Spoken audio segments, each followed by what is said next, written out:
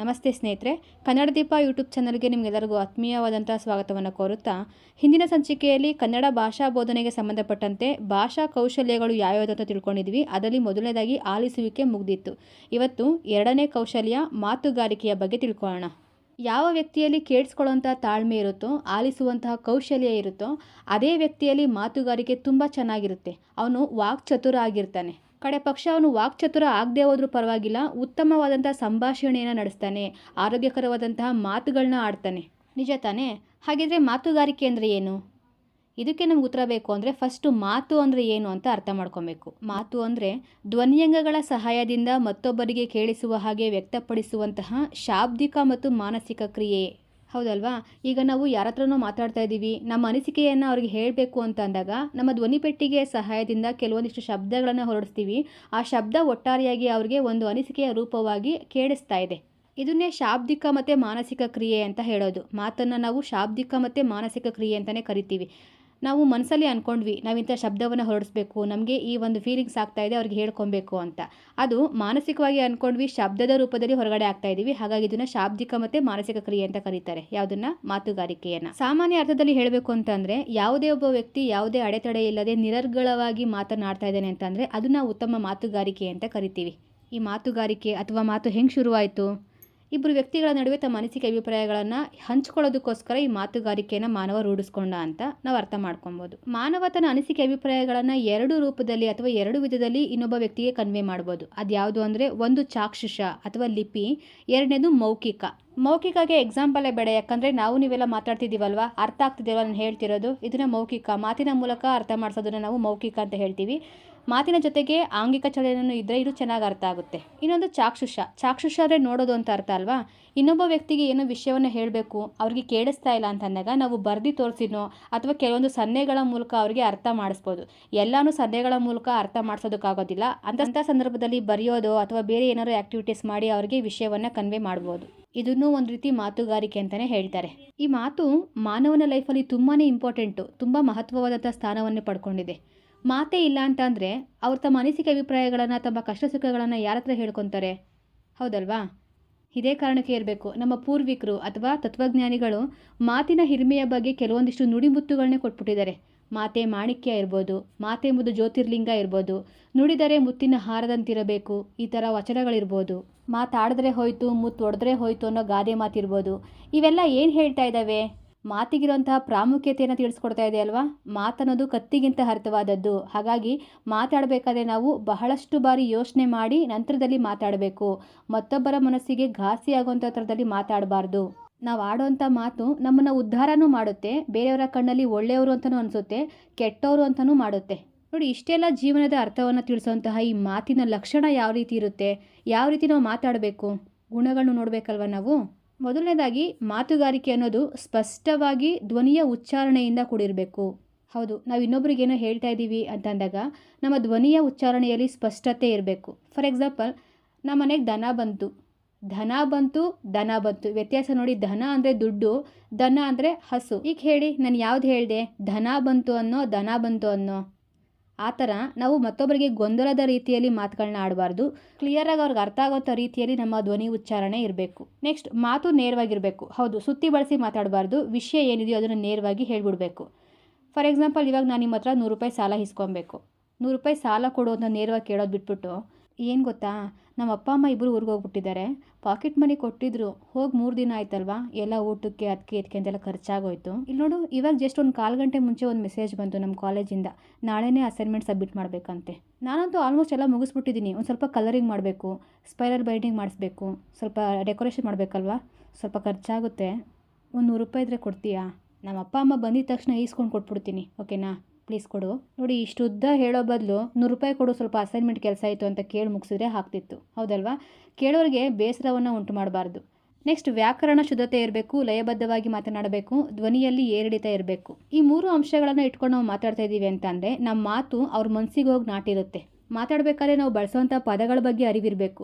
ಎಲ್ಲಿ ಒತ್ತಕ್ಷರವನ್ನು ಬಳಕೆ ಮಾಡ್ಕೊತಾ ಇದ್ದೀವಿ, ಎಲ್ಲಿ ಮಹಾಪ್ರಾಣ ಅಕ್ಷರವನ್ನು ಬಳಕೆ ಮಾಡ್ಕೊತಾ ಇದ್ದೀವಿ, ಎಲ್ಲಿ ಸ್ವರವನ್ನು ನಾವು ಲೋಪ ಮಾಡ್ತಾ ಇದ್ದೀವಿ, ಇದೆಲ್ಲ ನಮಗೆ ಗೊತ್ತಿದ್ದರೆ ಆ ಒಂದು ಮಾತು ಒಂದು ಉತ್ತಮವಾದಂಥ ಮಾತುಗಾರಿಕೆಗೆ ತಿರುಗುತ್ತೆ. ಜೊತೆಗೆ ಆ ಮಾತು ಧ್ವನಿಯಲ್ಲಿ ಏರಿಳಿತಗಳನ್ನು ಹೊಂದಿದ್ದು ಲಯಬದ್ಧವಾಗಿ ಇರಬೇಕು. ಈಗ ನಮ್ಮ ಫ್ರೆಂಡ್ ಸರ್ಕಲಲ್ಲಿ ಯಾವುದೋ ಒಂದು ಪ್ಲೇಸ್ನ ನೋಡಬೇಕು ಅಂತ ಇರ್ತೀವಿ, ಆದರೆ ಅವ್ರು ಎಲ್ಲರಿಗಿಂತ ಮುಂಚೆ ನಾವು ಫಸ್ಟ್ ಹೋಗಿ ನೋಡ್ಕೊಂಬಂದ್ಬಿಟ್ಟಿರ್ತೀವಲ್ವಾ, ಆವಾಗ ಅದನ್ನು ಎಷ್ಟು ಚೆನ್ನಾಗಿ ಎಕ್ಸ್ಪ್ಲೈನ್ ಮಾಡ್ತೀವಿ ಅಂತಂದರೆ ಆವಾಗಲೇ ಧ್ವನಿಯಲ್ಲಿ ಏರಿಳಿತಗಳನ್ನ ಮಾಡಿಕೊಂಡು ಲಯಬದ್ಧವಾಗಿ ಅವ್ರಿಗೆ ಹೇಳಬೇಕಾದ್ರೆ ಅವರು ಆ ಪ್ಲೇಸ್ಗೆ ಮನಸಲ್ಲೇ ಹೋಗಿ ಬಂದ್ಬಿಟ್ಟಿರ್ತಾರೆ. ಏನು ಗೊತ್ತೇನ್ರೆ, ನಾವೆಲ್ಲ ಅನ್ಕೋತಿದ್ವಿ ಅಲ್ವಾ ಬಾದಾಮಿ ಕೇವ್ಸ್ಗೆ ಒಂದ್ಸತಿ ಟ್ರಿಪ್ ಹಾಕೋಣ ಅಂತ. ಮೊನ್ನೆ ಫ್ಯಾಮಿಲಿ ಜೊತೆ ಹೋಗಿ ಬಂದೆ, ಎಷ್ಟು ಸಖತ್ತಾಗಿದೆ ಗೊತ್ತಾ ಅದು. ಈ ಫೋನಲ್ಲೆಲ್ಲ ನೋಡೋದಕ್ಕಿಂತ ಎದುರುಗಡೆ ನೋಡ್ತೀವಲ್ಲ, ವಾವ್ ಅನಿಸುತ್ತೆ ಕಣೆ. ಒಂದೇ ಒಂದು ಬೆಟ್ಟ, ಅದೊಂದು ಕಲ್ಲು ಅಂತ ಅನ್ಕೋ, ಆ ಕಲ್ಲಲ್ಲೇ ಸ್ಟೆಪ್ ಬೈ ಸ್ಟೆಪ್ಪಲ್ಲಿ 4 ಗುಹೆಗಳನ್ನ ಕೊರೆಸಿದ್ದಾರೆ. ಆ ಗುಹೆ ಕತೆ ಬಿಟ್ಟಾಕು, ಆ ಗುಹೆ ಒಳಗಡೆ ಅದೇ ಕಲ್ಲಲ್ಲಿ ಮೂರ್ತಿಗಳನ್ನ ಕೆತ್ತನೆ ಮಾಡಿದ್ದಾರೆ ಕಣೆ. ಅದಂತೂ ಎಕ್ಸ್ಟ್ರೀಮ್ ಲೆವೆಲು. ಮೇಲ್ಚಾವಡಿನಲ್ಲಿ, ಅಕ್ಕಪಕ್ಕದಲ್ಲಿ, ಸುತ್ತಲೂ ನೋಡಿದ್ರು ಎಲ್ಲಿ ನೋಡಿದ್ರು ಬರೀ ವಿಗ್ರಹಗಳೇ. ನೋಡೋದಕ್ಕೆ 2 ಕಣ್ಣು ಸಾಲಲ್ಲ ಕಣೆ. ಇದ್ರ ಎದುರು ಕಡೆನೇ ಒಂದು ಕಲ್ಯಾಣಿ ಇದೆ. ನಾನೆಲ್ಲೋ ಅದನ್ನು ಸ್ಟಾರ್ಟಿಂಗಲ್ಲಿ ಯಾವುದೋ ಕೆರೆ ಅನ್ಕೊಂಬಿಟ್ಟೆ, ನೋಡಿದ್ರೆ ಅದು ಕಲ್ಯಾಣಿ ಅಂತೆ. ನೋಡಿ, ಈ ಥರ ಧ್ವನಿಯಲ್ಲಿ ಏರಿಳಿತವನ್ನು ಇಟ್ಕೊಂಡು ಲಯಬದ್ಧವಾಗಿ ಮಾತಾಡಬೇಕು. ಮಾತಾಡಬೇಕಾದ್ರೆ ಅವ್ರು ನಮ್ಮ ಮುಖವನ್ನು ನೋಡ್ತಾರಲ್ವ, ಮುಖಚರ್ಯೆಯಲ್ಲೂ ಕೂಡ ಬದಲಾವಣೆ ಮಾತಿಗೆ ತಕ್ಕಂತೆ ಮಾಡ್ಕೊಬೇಕು. ಮಾತಿನ ಮಧ್ಯೆ ತೊದಲುವಿಕೆ ಇರಬಾರ್ದು, ಉಗ್ಗುವಿಕೆ ಕೂಡ ಇರಬಾರ್ದು. ಯಾಕಂದರೆ ಅದು ಉತ್ತಮ ಸಂಭಾಷಣೆಗೆ ತೊಡಕನ್ನು ಉಂಟು ಮಾಡ್ತೈತೆ. ಇನ್ನು ಮಾತುಗಾರಿಕೆ ಸಂಭಾಷಣೆ ರೂಪದಲ್ಲಿ ಇರಬೇಕು. ಮಾತುಗಾರಿಕೆಯಲ್ಲಿ ಹೃದಯ ಶ್ರೀಮಂತಿಕೆ ಇರಬೇಕು.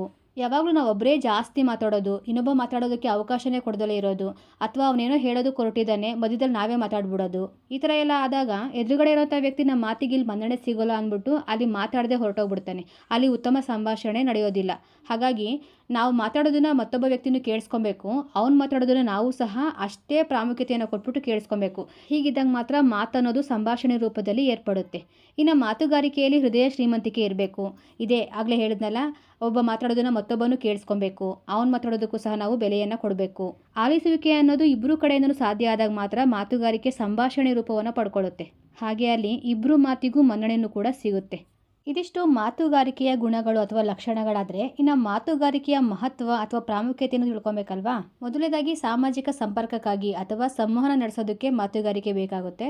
ಮಾನಸಿಕ ಸಾಮರ್ಥ್ಯವನ್ನು ಹೆಚ್ಚಿಸ್ಕೊಳ್ಳೋದ್ರಲ್ಲಿ ಅಥವಾ ಬುದ್ಧಿಶಕ್ತಿ ಹೆಚ್ಚಾಗುತ್ತೆ ಮಾತುಗಾರಿಕೆಯ ಮೂಲಕ.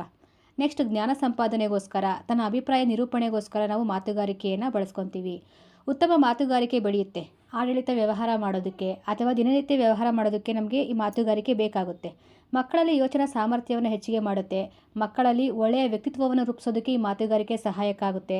ಸಾಮಾಜೀಕರಣ ಅಥವಾ ಸಂಘ ಜೀವನ ನಡೆಸೋದಕ್ಕೂ ಕೂಡ ಮಾತುಗಾರಿಕೆ ಅನ್ನೋದು ಬೇಕು. ಸಾಹಿತ್ಯಿಕ, ಸಾಂಸ್ಕೃತಿಕ ಮತ್ತು ಭಾವನಾತ್ಮಕ ವಿಕಾಸಕ್ಕೆ ಸಹಾಯಕವಾಗಿರುವಂತಹ ಈ ಮಾತುಗಾರಿಕೆ ಸಾಮಾಜಿಕ ಬಾಂಧವ್ಯವನ್ನು ಬೆಳೆಸೋದಕ್ಕೂ ಕೂಡ ಕಾರಣ ಆಗುತ್ತೆ. ಎಲ್ಲ ಈಸಿಯಾಗಿರೋಂಥ ಪಾಯಿಂಟ್ಸ್ಗಳೇ, ಯಾವುದೂ ಎಕ್ಸ್ಪ್ಲೈನ್ ಮಾಡೋ ಅಷ್ಟು ಕ್ಲಿಷ್ಟವಾಗಿಲ್ಲ ಅನ್ಕೊತೀನಿ, ಹೌದಲ್ವಾ? ಹಾಗಿದ್ರೆ ಈ ಮಾತುಗಾರಿಕೆ ಕೌಶಲ್ಯ ಎಲ್ಲ ಮಕ್ಕಳಲ್ಲೂ ಒಂದೇ ಥರದಲ್ಲಿ ಇರುತ್ತಾ? ಒಂದೇ ಥರನಾದಂತಹ ಕೌಶಲ್ಯವನ್ನು ಹೊಂದಿರ್ತಾರಾ? ಇಲ್ಲ. ಯಾಕಂದರೆ ಕೆಲವು ಮಕ್ಕಳು ತುಂಬ ಚೆನ್ನಾಗಿ ಮಾತಾಡೋಂಥ ಕಲೆಯನ್ನು ಕಲ್ತ್ಕೊಂಡಿರ್ತಾರೆ. ಇನ್ನು ಕೆಲವರು ಸ್ವಲ್ಪ ಬಿಟ್ಟು ಮಾತಾಡ್ತಾರೆ. ಇನ್ನು ಕೆಲವರಿಗೆ ಮಾತೇ ಬರೋದಿಲ್ಲ. ನಾವೇ ಸ್ವತಃ ಮಾತಾಡಪ್ಪ, ಮಾತಾಡು, ಏನೂ ಆಗೋದಿಲ್ಲ ಅಂತ ಕೇಳ್ಕೊಂಡ್ರೂ ಕೆಲವು ಮಕ್ಕಳು ಮಾತೇ ಆಡೋದಿಲ್ಲ. ಏನಕ್ಕೆ ಮಾತಾಡೋದಿಲ್ಲ ಹೇಳಿ? ಆ ಮಕ್ಕಳು ಮಾತುಗಾರಿಕೆಯಲ್ಲಿ ಕೆಲವೊಂದು ದೋಷಗಳನ್ನು ಅನುಭವಿಸ್ತಿರ್ತಾರೆ, ಹಾಗಾಗಿ ಮಾತಾಡೋದಿಲ್ಲ. ಮಾತುಗಾರಿಕೆಯಲ್ಲೂ ದೋಷ ಅನ್ನೋದಿದೆ.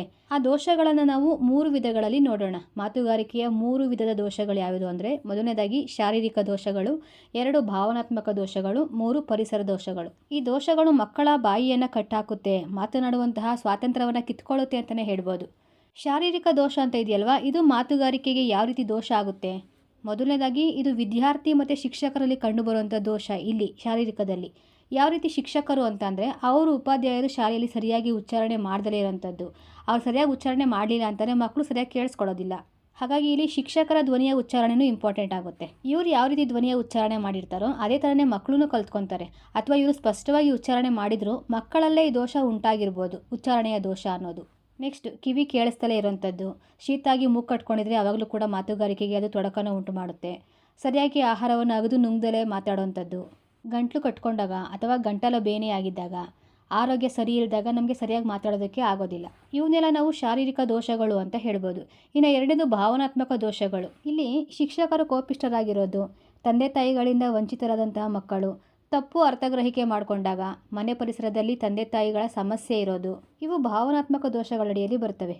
ಹೇಗೆ ಅಂತಂದರೆ ನೋಡಿ, ಈಗ ತಂದೆ ತಾಯಿ ಇಲ್ದಿರೋ ಮಕ್ಕಳು ಸ್ಕೂಲ್ಗೆ ಹೋಗ್ತಾರಲ್ವ, ಅವರು ಬೇರೆ ಮಕ್ಕಳನ್ನ, ತಂದೆ ತಾಯಿ ಇರೋಂಥ ಮಕ್ಕಳು ನೋಡಿದಾಗ ತುಂಬ ಬೇಸರ ಪಟ್ಕೊತಾರೆ. ಅಯ್ಯೋ, ನನಗೂ ಅಪ್ಪ ಅಮ್ಮ ಇದ್ದಿದ್ರೆ ಕರ್ಕೊಂಬಂದು ಬಿಡ್ತಿದ್ರಲ್ವ ಅಂತ ಅಂದ್ಕೊಂಡು ತುಂಬ ದುಃಖದಲ್ಲಿ ಅವ್ರ ಮಾತೇ ಆಡೋದಿಲ್ಲ. ಮಾತಾಡಿದ್ರು ದುಃಖ ಅವ್ರ ಮಾತನ್ನ ನಿಲ್ಲಿಸ್ತಾ ಇರುತ್ತೆ. ಇನ್ನು ಕ್ಲಾಸಲ್ಲಿ ಶಿಕ್ಷಕರು ಪಾಠ ಮಾಡಬೇಕಾದ್ರೆ ತುಂಬ ಚೆನ್ನಾಗಿ ಓದೋ ಮಕ್ಕಳುಗಳು ಮಧ್ಯೆ ಮಧ್ಯೆ ಅವರೇನೋ ಪ್ರಶ್ನೆ ಕೇಳಿ ಉತ್ತರ ಕೊಡ್ತಾ ಇರ್ತಾರೆ ಅಲ್ವಾ. ಅಕಸ್ಮಾತ್ ಟೀಚರಿಗೆ ಯಾವುದೋ ಒಂದು ವಿಷಯ ಮರ್ತೋಯ್ತು ಅಂದರೆ ಅಲ್ಲಿ ಅವ್ರು ನೆನಪಿಸ್ತಾರೆ.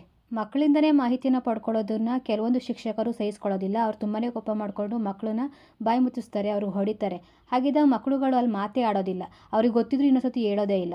ಶಿಕ್ಷಕರು ಯಾವುದೋ ವಿಷಯದ ಬಗ್ಗೆ ಹೇಳಿರ್ತಾರೆ, ಇವ್ರು ಇನ್ಯಾವ ಥರದಲ್ಲೋ ತಪ್ಪಾಗಿ ಅರ್ಥ ಮಾಡ್ಕೊಂಡಿರ್ತಾರೆ. ಅಂಥ ಸಮಯದಲ್ಲೂ ಮಾತುಗಳು ಸರಿಯಾಗಿ ಬರೋದಿಲ್ಲ. ಎಲ್ಲಕ್ಕೂ ಮುಖ್ಯವಾಗಿ ಮಕ್ಕಳಿಗೆ ಮನೆಯ ವಾತಾವರಣ ಚೆನ್ನಾಗಿರಬೇಕು. ಅದು ಅವ್ರ ಭಾವನೆ ಮೇಲೆ ಸಿಕ್ಕಾಪಟ್ಟೆ ಪರಿಣಾಮವನ್ನು ಬೀರುತ್ತೆ. ಹೆತ್ತವರೇ ಮಗುವಿಗೆ ಮನೆ ಪರಿಸರನ ಕೆಟ್ಟದಾಗಿ ತೋರಿಸಿ ಆ ಮಗು ಸ್ಕೂಲಲ್ಲೋಗಿ ಕಲ್ತ್ಕೊ ಅಂತಂದರೆ ಏನು ಕಲ್ತ್ಕೊಳ್ಳುತ್ತೆ? ಅದೇ ಬೇಸರದಲ್ಲಿರುತ್ತಲ್ವ. ಏನೂ ಮಾತಾಡೋದಿಲ್ಲ, ಶಿಕ್ಷಕರು ಏನೇ ಹೇಳಿದ್ರು ಪ್ರಶ್ನೆಗೆ ಉತ್ತರ ಕೊಡೋದಿಲ್ಲ, ಫ್ರೆಂಡ್ಸ್ ಜೊತೆನೂ ಮಾತಾಡೋದಿಲ್ಲ. ಇದು ಭಾವನಾತ್ಮಕ ದೋಷಗಳು ಅಂತ ಅಂದರೆ. ನೆಕ್ಸ್ಟ್ ಪರಿಸರ ದೋಷಗಳು. ಇದು ಮನೆಯ ಪರಿಸರ ಮತ್ತು ಸಮಾಜದ ಪರಿಸರ ಎರಡನ್ನ ಒಳಗೊಂಡಿರುತ್ತೆ. ಅಪ್ಪ ಏನಾದರೂ ಕುಡಿತಾರೆ ಅಂತಂದರೆ ಮಕ್ಕಳಿಗೆ ಮಾತಾಡೋದಕ್ಕೆ ತುಂಬಾ ಭಯ ಆಗ್ತಿರುತ್ತೆ. ಯಾಕಂದ್ರೆ ಅವ್ರು ಕುಡಿದಾಗ ಹೆಂಗೆ ಕೂಗಾಡ್ತಿರ್ತಾರಲ್ವ, ಜಗಳ ಮಾಡ್ತಾ ಇರ್ತಾರೆ ಅಮ್ಮನ ಜೊತೆ. ಜಗಳನೂ ಮೀರಿ ಹೊಡೆಯೋಂಥ ಸಂದರ್ಭನೂ ಸೃಷ್ಟಿಯಾಗಿರುತ್ತೆ ಈ ಕುಡಿತದಿಂದ. ಹಾಗಾಗಿ ಮಕ್ಕಳು ಆ ಸಮಯದಲ್ಲೂ ಮಾತಾಡೋದಿಲ್ಲ. ನೆಕ್ಸ್ಟ್ ಭಯೋತ್ಪಾದಕ ವಾತಾವರಣ ಇದ್ರೆ ಸಮಾಜದಲ್ಲಿ ನಮ್ಮ ಜೀವಕ್ಕೆ ಅಪಾಯ ಇದೆ, ಯಾರೋ ನಮಗೆ ಭಯವನ್ನು ಹುಟ್ಟಿಸ್ತಾ ಇದ್ದಾರೆ ಅಂತಂದಾಗ ನಾವು ಮಾತಾಡ್ತೀವ? ಹೆದರ್ಕೊಂಡು ಮಾತೇ ಬರೋದಿಲ್ಲ. ಶಿಕ್ಷಕ ಆಗಿರ್ಬೋದು ಅಥವಾ ತಂದೆ ತಾಯಿಗಳಾಗಿರ್ಬೋದು ಕೆಲವೊಂದ್ಸಲಿ ಸಣ್ಣ ಸಣ್ಣ ತಪ್ಪಿಗೂ ಉಗ್ರವಾದಂಥ ಶಿಕ್ಷೆಯನ್ನು ಕೊಡ್ತಿರ್ತಾರೆ. ಇಂಥ ಸಮಯದಲ್ಲಿ ಮಕ್ಕಳು ಮಾತಾಡೋದಿಲ್ಲ, ಯಾಕಂದರೆ ಆ ಶಿಕ್ಷೆಗೆ ಹೆದರ್ಕೊಂಡು ಮಾತಾಡೋದಿಲ್ಲ. ನೆಕ್ಸ್ಟ್ ಅವಿಭಕ್ತ ಕುಟುಂಬಗಳಿದ್ರೆ ಅಲ್ಲೂ ಕೂಡ ಮಾತಿನ ದೋಷ ಕಂಡು ಬರುತ್ತೆ. ಯಾಕಂದರೆ ಅವಿಭಕ್ತ ಕುಟುಂಬ, ಜಾಯಿಂಟ್ ಫ್ಯಾಮಿಲಿ ತುಂಬ ದೊಡ್ಡದಾಗಿರುತ್ತೆ ಅಲ್ವಾ. ಯಾರ ಮಾತಂತ ಕೇಳ್ತಾರೆ, ಅಲ್ಲಿ ಎಲ್ಲರ ಮಾತಿಗೂ ಮನ್ನಣೆ ಸಿಗುತ್ತೆ ಅಂತ ಹೇಳಕ್ ಬರೋದಿಲ್ಲ. ಯಾಕಂದರೆ ಯಾರೋ ಒಬ್ರು ಹೇಳ್ತಾ ಇರೋದೇ ಸರಿ ಅಂತ ಒಪ್ಕೊಂಡು ಸುಮ್ಮನೆ ಆಗ್ಬಿಡ್ಬೋದು, ಇನ್ನೊಬ್ರು ಅಭಿಪ್ರಾಯನ ಕೇಳದೇ ಇರ್ಬೋದು. ಅಥವಾ ತುಂಬ ಜನ ಇದ್ದಾಗ ಮೆಜಾರಿಟಿ ಯಾರು ಯಾವುದನ್ನು ಒಪ್ಕೊಂಡಿರ್ತಾರೋ ಎಲ್ಲರೂ ಅದಕ್ಕೇನೆ ಒಪ್ಪಿಗೆ ಸೂಚಿಸಬೇಕಾಗುತ್ತೆ. ಕೆಲವರಿಗೆ ಅದು ನಿರಾಕರಣೆ ಇದ್ರೂ ಕೂಡ ಒಪ್ಕೊಬೇಕಾಗುತ್ತೆ. ಹಾಗಾಗಿ ಅವಿಭಕ್ತ ಕುಟುಂಬಗಳಲ್ಲೂ ಕೂಡ ಮಾತಿನ ದೋಷ ಕಂಡು ಬರುತ್ತೆ. ಇಲ್ಲಿವರೆಗೆ ನಾವು ಮಾತುಗಾರಿಕೆಯ ದೋಷಗಳ ಬಗ್ಗೆ ತಿಳ್ಕೊಂಡ್ವಿ. ಹಾಗಿದ್ರೆ ಈ ದೋಷಗಳಿಗೆ ಪರಿಹಾರಗಳೇನು? ಮಕ್ಕಳಲ್ಲಿ ಈ ಮಾತುಗಾರಿಕೆ ದೋಷವನ್ನು ಸುಧಾರಿಸ್ಬೋದಾ? ಹೌದು, ಇದಕ್ಕೂ ಕೂಡ ಪರಿಹಾರ ಅನ್ನೋದಿದೆ. ಫಸ್ಟ್ ಆಫ್ ಆಲ್ ಶಿಕ್ಷಕರಾಗಿರೋರು ಮಕ್ಕಳು ಏನೋ ಹೇಳ್ತಾ ಇದ್ದಾರೆ ಅಂತಂದಾಗ ಅದನ್ನು ಕೇಳಿಸ್ಕೊಬೇಕು. ಯಾಕಂದರೆ ಅವನು ಯಾವ ರೀತಿ ಉಚ್ಚಾರಣೆ ಮಾಡ್ತಿದ್ದಾನೆ ಆ ಪದವನ್ನು ಅಂತ ತಿಳ್ಕೊಳ್ಳೋದಕ್ಕೆ. ವಿದ್ಯಾರ್ಥಿಯ ಮಾತಿಗೆ ಶಿಕ್ಷಕರು ಅವಕಾಶವನ್ನು ಕೊಡಬೇಕು. ಎರಡನೇದು, ವರ್ಣ ಉತ್ಪತ್ತಿ ಸ್ಥಾನದ ಅರಿವನ್ನು ಮೂಡಿಸಬೇಕು. ಯಾರಲ್ಲಿ? ವಿದ್ಯಾರ್ಥಿಗಳಲ್ಲಿ. ವಿದ್ಯಾರ್ಥಿಗಳು ಶಿಕ್ಷಕರನ್ನು ಅನುಸರಿಸುವುದರಿಂದ ಸ್ಪಷ್ಟ, ನಿಖರವಾಗಿ ಮಾತನಾಡೋದನ್ನು ಕಲ್ತ್ಕೊತಾರೆ. ಶಿಕ್ಷಕರು ಯಾವಾಗಲೂ ಮಕ್ಕಳಿಗೆ ಆದರ್ಶಪ್ರಾಯವಾಗಿರಬೇಕು. ಶಾರೀರಿಕ ಚಟುವಟಿಕೆಗಳಿಗೆ ಅವಕಾಶವನ್ನು ಕೊಡಬೇಕು. ಅಂದರೆ ಮಾತಿಗೆ ಸಂಬಂಧಪಟ್ಟಂತೆ ಯಾವುದೇ ಚಟುವಟಿಕೆಯನ್ನು ಮಾಡ್ತೀವಿ ಅಂತ ಕೇಳ್ಕೊಂಡಾಗ ಅದಕ್ಕೆ ನಾವು ಅವಕಾಶವನ್ನು ಕೊಡಬೇಕು. ನೆಕ್ಸ್ಟ್ ಸರಿಯಾದ ರೀತಿ ಉಸಿರಾಡುವಂತೆ ಮಾಡಬೇಕು. ನೆಕ್ಸ್ಟ್ ಪ್ರಶಾಂತ ವಾತಾವರಣವನ್ನು ಕಲ್ಪಿಸಿಕೊಡ್ಬೇಕು. ಸರಿ, ಇದ್ಯಾವುದು 5ನೇ ಪಾಯಿಂಟು, ಸರಿಯಾದ ರೀತಿ ಉಸಿರಾಡುವಂತೆ ಮಾಡುವುದು. ಇದ್ಯಾವ ರೀತಿ ಪರಿಹಾರ ಆಗುತ್ತೆ ಅಂತ ನಿಮ್ಗೆ ಅನ್ನಿಸ್ಬೋದು. ನೋಡಿ, ನಾವಿವಾಗ ಸ್ಪಷ್ಟವಾಗಿ ನಿಧಾನಕ್ಕೆ ಮಾತಾಡ್ತಾ ಇದ್ದೀವಿ ಅಂತಂದರೆ ನಮ್ಮ ಉಸಿರು ಕೂಡ ಅದೇ ವೇಗದಲ್ಲಿ ಇರುತ್ತೆ. ಮಾತಿಗೆ ತಕ್ಕಂತೆ ಉಚ್ಛ್ವಾಸ ನಿಶ್ವಾಸ ನಡೀತಾ ಇರುತ್ತೆ, ಉಸಿರಾಟ. ಅದೇ ನಾವು ಫಾಸ್ಟಾಗಿ ಮಾತಾಡ್ಕೊತಾ ಬನ್ನಿ, ಉಸಿರು ಅಲ್ಲಲ್ಲೇ ನಿಂತ್ಕೊತಾ ಇರುತ್ತೆ. ಟ್ರೈ ಮಾಡಿ ನೋಡಿ, ಫುಲ್ ಸ್ಟಾಪು ಕಾಮ ಇಲ್ಲದೆ ನೀವು ಮಾತಾಡಿ, ಫುಲ್ಲು ಒಂದು ಪ್ಯಾರ ಪೂರ್ತಿ ಹಾಗೆ ಓದಿ, ನಿಮ್ಮ ಉಸಿರು ಅಲ್ಲೇ ಸ್ಟಾಪ್ ಆಗಿರುತ್ತೆ. ಎಲ್ಲಿವರೆಗೂ ಉಸಿರನ್ನು ಹಿಡಿದಿಟ್ಕೊಳ್ಳೋಂತಹ ಕೆಪಾಸಿಟಿ ನಿಮ್ಮಲ್ಲಿ ಇರುತ್ತೋ ಅಷ್ಟುವರೆಗೂ ನೀವು ಓದ್ಬೋದು. ಆದರೆ ಇದು ಮಕ್ಕಳಿಗೆ ಈಗ ಬೇಡ. ನಾವು ಮಾತಾಡಬೇಕಾದ್ರೆ ಉಸಿರಾಟವನ್ನು ಸಹ ಗಮನಿಸಬೇಕು. ಯಾವ ರೀತಿ ಉಸಿರಾಟ ಆಡ್ತಾ ಇದ್ದೀವಿ ಅನ್ನೋದನ್ನು ಸಹ ಮಕ್ಕಳುಗಳಿಗೆ ಗಮನ ಕೊಡೋದಕ್ಕೆ ಹೇಳಬೇಕು. ಸರಿಯಾದಂಥ ರೀತಿಯಲ್ಲಿ ಉಸಿರಾಟವನ್ನು ಆಡಿ ಅಂತ ಹೇಳಬೇಕು.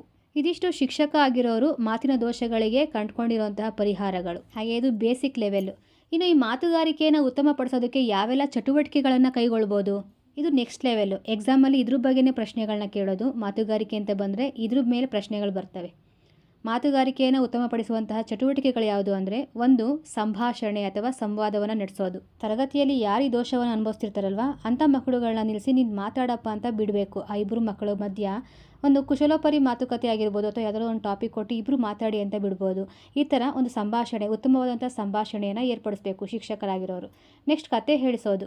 ಮಕ್ಕಳಿಗೆ ಗೊತ್ತಿರುವಂಥ ಕಥೆಯನ್ನೇ ತರಗತಿಯಲ್ಲಿ ಹೇಳೋದಕ್ಕೆ ಬಿಡಬೇಕು. ಹೀಗೆ ಮಾಡಿದಾಗ ಮಕ್ಕಳಲ್ಲಿ ಮಾತುಗಾರಿಕೆ ಕೌಶಲ್ಯ ಹೆಚ್ಚಿಗೆ ಆಗುತ್ತೆ. ಅವರಲ್ಲಿ ಏನಾದರೂ ದೋಷ ಇತ್ತು ಅಂದರೆ ಅದು ಕೂಡ ಪರಿಹಾರ ಆಗುತ್ತೆ. ನೆಕ್ಸ್ಟ್, ನಾಟಕಾಭಿನಯ. ಶಿಕ್ಷಕರಾಗಿರೋರು ನಾಟಕದ ಪಾತ್ರಗಳನ್ನು ವಿದ್ಯಾರ್ಥಿಗಳಿಗೆ ಹಂಚಿ ತರಗತಿಯಲ್ಲಿನೇ ಆ ಡೈಲಾಗ್ಸ್ಗಳನ್ನ ಹೇಳೋದಕ್ಕೆ ಬಿಡಬೇಕು. ಇವಾಗ ಏನಾಗುತ್ತೆ, ಮಕ್ಕಳು ನಿರರ್ಗಳವಾಗಿ ಮಾತಾಡ್ತಾರಲ್ವ, ಅಲ್ಲೂ ಕೂಡ ದೋಷ ಅನ್ನೋದು ಕಡಿಮೆ ಆಗ್ತಾ ಬರುತ್ತೆ. ನೆಕ್ಸ್ಟ್, ಚಿತ್ರಪಟನ ಅಥವಾ ಚಿತ್ರಕಲೆ. ಚಿತ್ರಗಳನ್ನು ತೋರಿಸಿ ಇದನ್ನು ಎಕ್ಸ್ಪ್ಲೇನ್ ಮಾಡು ಅಂತ ಬಿಡಬೇಕು. ಆಗ ವಿದ್ಯಾರ್ಥಿಯ ಚಿತ್ರವನ್ನು ನೋಡಿ ತನಗೇನು ಅನಿಸುತ್ತೋ ಅದನ್ನು ಹೇಳ್ಕೊಳ್ಳುತ್ತಲ್ವ, ಆಗ ಮಾತುಗಾರಿಕೆ ಅನ್ನೋದು ಬೆಳೆಯುತ್ತೆ. ನೆಕ್ಸ್ಟ್, ಬಾಯಿ ಓದು ಅಥವಾ ಗಟ್ಟಿ ಓದು. ಕೆಲವು ಮಕ್ಕಳು ಉಚ್ಚಾರಣೆಯಲ್ಲಿ ತಪ್ಪು ಹೇಳ್ಬಿಡ್ತೀವಲ್ಲ ಅಂದ್ಬಿಟ್ಟು ಏನು ಮಾಡ್ತಾರೆ, ಮನಸಲ್ಲೇ ಓದ್ಕೊತಿರ್ತಾರೆ. ಆವಾಗ ನಾವೇನು ಮಾಡಬೇಕು, ಮನಸಲ್ಲಿ ಓದ್ಕೊಬೇಡ, ಜೋರಾಗಿ ಓದ್ಕೋ, ಬಾಯಿ ಬಿಟ್ಟು ಓದ್ಕೋ, ಗಟ್ಟಿಯಾಗಿ ಓದು ಅಂತ ಅವರಿಗೆ ಹುರಿದುಂಬಿಸ್ಬೇಕು. ಅಥವಾ ತರಗತಿಯಲ್ಲೇ ಪಾಠ ಆದಮೇಲೆ ಡೈಲಿ ಒಬ್ಬೊಬ್ಬರ ಹತ್ರ ಈ ಥರ ಎದ್ದು ನಿಲ್ಲಿಸಿ ಪಾಠವನ್ನು ತರಗತಿ ಮುಂದೆನೇ ಓದಿಸ್ಬೋದು. ನೆಕ್ಸ್ಟ್ ಹಾಡುಗಾರಿಕೆ ಅಥವಾ ಕಂಠಪಾಠ, ಪದ್ಯಗಳನ್ನ ಕಂಠಪಾಠ ಮಾಡಿ ಒಪ್ಸು ಅಂತ ಹೇಳೋದಿರ್ಬೋದು, ಅಥವಾ ಅವ್ರಿಗೆ ಯಾವುದಾದ್ರೂ ಹಾಡು ಬರೋದಿದ್ರೆ ಹಾಡನ್ನು ಹೇಳು ಅಂತನಾದರೂ ಬಿಡ್ಬೋದು. ಇದರಿಂದನೂ ಕೂಡ ಕ್ರಮೇಣವಾಗಿ ಅವ್ರ ಮಾತುಗಾರಿಕೆ ದೋಷ ಕಮ್ಮಿ ಆಗುತ್ತೆ. ನೆಕ್ಸ್ಟ್ ಪುಟಾಣಿ ಭಾಷಣ, ಆಶುಭಾಷಣ, ಚರ್ಚಾಗೋಷ್ಠಿ, ತರ್ಕಕೂಟ ಮತ್ತು ಸಿಂಹಾವಲೋಕನ ಕ್ರಮ. ಈ ಮಾತುಗಾರಿಕೆ ದೋಷವನ್ನು ಹೋಗಲಾಡಿಸ್ಬೇಕು ಅಂತಂದರೆ ಶಿಕ್ಷಕರಾಗಿರೋರು ಯಾವುದಾದ್ರೂ ಒಂದು ಟಾಪಿಕ್ ಮೇಲೆ ಒಂದು ಭಾಷಣವನ್ನು ಬರೀರಿ ಅಂತ ಕೊಡಬೇಕು. ಬರೆದಾದ್ಮೇಲೆ ಯಾರು ಈ ದೋಷವನ್ನು ಅತಿ ಹೆಚ್ಚಿನದಾಗಿ ಅನುಭವಿಸ್ತಿರ್ತಾರಲ್ವ ಅಂಥವ್ರ ಕೈಲೇ ತರಗತಿಯಲ್ಲಿ ಗಟ್ಟಿಯಾಗಿ ಈ ಭಾಷಣವನ್ನು ಓದಿಸ್ಬೇಕು. ಅಥವಾ ಪಿಕ್ ಆ್ಯಂಡ್ ಸ್ಪೀಚ್, ಆಶುಭಾಷಣ ಸ್ಪರ್ಧೆಯನ್ನು ಕೂಡ ಏರ್ಪಡಿಸ್ಬೋದು. ಮಕ್ಕಳಿಗೆ ಆನ್ ಸ್ಪಾಟಲ್ಲಿ ವಿಷಯವನ್ನು ಕೊಟ್ಟು ಅಲ್ಲೇ ಅದ್ರ ಬಗ್ಗೆ ಏನಾದರೂ ವಿಷಯವನ್ನು ಹೇಳು ಅಂತ ಬಿಡ್ಬೋದು. ನೆಕ್ಸ್ಟ್ ಚರ್ಚಾಗೋಷ್ಠಿ, ಒಂದು ಟಾಪಿಕ್ ಕೊಟ್ಬಿಟ್ಟು ಅದ್ರ ಬಗ್ಗೆ ಚರ್ಚೆ ಮಾಡಿ ಅಂತ ಬಿಡಬೇಕು. ಪರ ವಿರೋಧಗಳು ಸಹ ಇಲ್ಲಿ ಬರುತ್ತೆ. ತರ್ಕಕೂಟನೂ ಕೂಡ ಡಿಬೇಟ್ ಹಾಗೇನೆ ಎಸ್ ಆರ್ ನೋ ಥರ ಬರುತ್ತಲ್ಲ. ಫಾರ್ ಎಕ್ಸಾಂಪಲ್ ಇವಾಗ ಅಂತರ್ಜಾಲ ಮನುಷ್ಯನ ಜೀವನಾಡಿ ಅಂತ ಕೊಟ್ಬಿಟ್ಟು ಎಸ್ ಆರ್ ನೋ, ಒಂದು ಗ್ರೂಪು ಎಸ್ ಅಂತ ಒಪ್ಕೊಂಡ್ರೆ ಇನ್ನೊಂದು ಗ್ರೂಪು ನೋ ಅಂತ ಹೇಳಬೇಕು. ಅದಕ್ಕೆ ವಾದ ಕೂಡ ಮಾಡಬೇಕು. ಇಂಥ ಚಟುವಟಿಕೆಗಳೆಲ್ಲ ಮಕ್ಕಳನ್ನು ರಂಜಿಸೋ ಮೂಲಕ ಮಾತುಗಾರಿಕೆ ದೋಷವನ್ನು ಹೋಗಲಾಡಿಸೋದಕ್ಕೆ ತುಂಬ ಸಹಾಯಕವಾಗ್ತವೆ. ಇನ್ನು ಸಿಂಹಾವಲೋಕನ ಕ್ರಮ ಅಂತ ಹೇಳಿದೆ. ಇವಾಗ ಮಕ್ಕಳಿಗೆ ಯಾವುದೋ ಒಂದು ಕಥೆಯನ್ನು ಹೇಳಿನೋ ಅಥವಾ ಕಥೆಯನ್ನು ತೋರಿಸಿನೋ ಅಥವಾ ಪಾಠಕ್ಕೆ ಸಂಬಂಧಪಟ್ಟಿರುವಂಥ ಯಾವುದೋ ಒಂದು ಫಿಲಮನ್ನು ತೋರಿಸಿ ಮಕ್ಕಳಿಗೆ ಅದೆಲ್ಲ ಅರ್ಥ ಆಯಿತು ಅಂತ ಗೊತ್ತಾದ ಮೇಲೆ ನಾವು ಕೇಳಬೇಕು. ಸಂಪೂರ್ಣವಾಗಿ ಆ ಕಥೆಯ ಸಾರಾಂಶ ಏನು ಅದನ್ನು ಚಿಕ್ಕದಾಗಿ ಹೇಳಿ ಅಂತ ಕೇಳಬೇಕು. ಇದೇ ಸಿಂಹಾವಲೋಕನ ಕ್ರಮ ಅಂತ ಹೇಳ್ತೀವಿ. ಮಕ್ಕಳು ಎಷ್ಟು ಮಟ್ಟಿಗೆ ಆ ವಿಷಯಾಂಶವನ್ನು ಹಿಡಿದಿಟ್ಟಿದ್ದಾರೆ ಅನ್ನೋದು ಇಲ್ಲಿ ಗೊತ್ತಾಗುತ್ತೆ. ಅವ್ರ ಮಾತಿನ ಮೂಲಕ ಕೇಳ್ಕೊಂಡಾಗ ಅಲ್ಲಿ ಮಾತುಗಾರಿಕೆ ದೋಷ ಕೂಡ ಹೋಗುತ್ತೆ. ಜೊತೆಗೆ ವರ್ಣನೆ ಮಾಡೋದನ್ನು ಕಲ್ತ್ಕೊತಾರೆ, ವಿವರಣೆ ಕೊಡೋದನ್ನು ಸಹ ಅವರು ಕಲ್ತ್ಕೊತಾರೆ. ಈ ಎಲ್ಲ ಚಟುವಟಿಕೆಗಳು ಮಾತುಗಾರಿಕೆಯನ್ನು ಉತ್ತಮಪಡಿಸೋದಕ್ಕೆ ತುಂಬಾ ಸಹಾಯಕ.